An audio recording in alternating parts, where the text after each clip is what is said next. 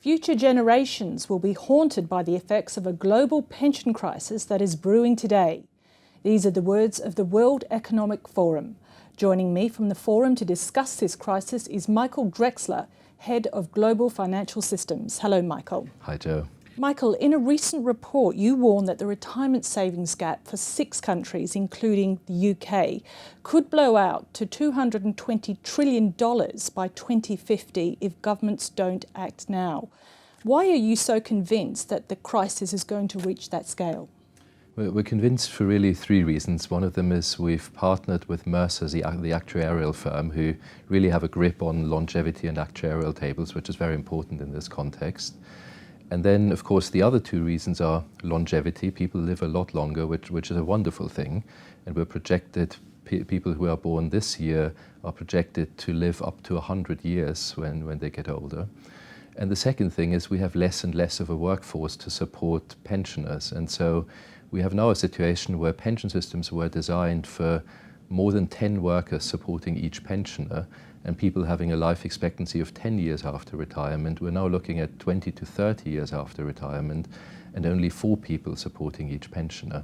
So those retirement systems are going to come under increasing strain in future as people live longer. So what are the other factors that will put pressure on retirement systems? Other factors are that people are not yet aware of the magnitude of this, and so individual saving rates are much lower than they should be.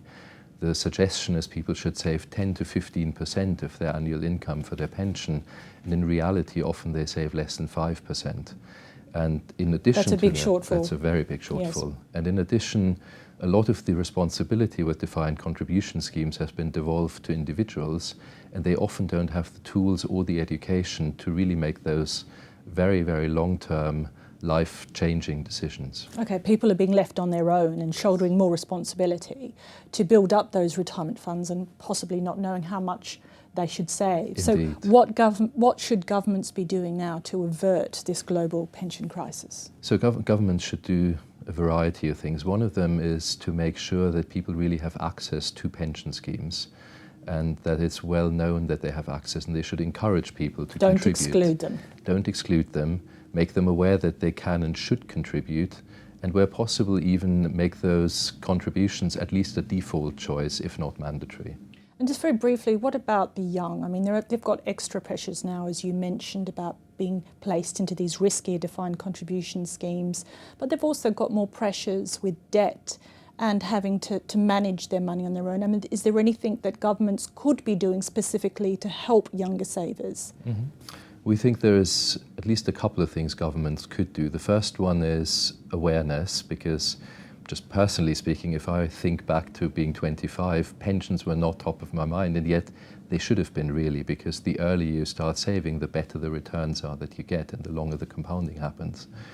The other thing is when obviously you can only save when you have spare cash, and when there are competing demands on young people's wallets, so to speak, sometimes governments might be able to make a prioritization and say, you know, first and foremost, Michael, you should contribute to your pension. If after that money is left to repay student loans, then that's the sequence it should be, rather than the other way around. Quite controversial, no doubt. Very briefly, what are the consequences for future generations if the governments and policymakers don't act today? So one of the clear consequences is poverty in old age, and that's very, very undesirable. You really don't want to be 80 years old and find you're in poverty. With that will come much bigger draws on social security systems, and therefore bigger draw on state finances. And so our view to act now, it's a little bit like you're flying towards a mountain. You don't quite know how high the mountain will be, but the further away from the mountain you start pulling the plane up, the easier it's going to be. And if you wait till you're too close, you're going to either crash or at least stall the plane, and that's what we're trying to avoid, and that's why we're raising the alarm right now.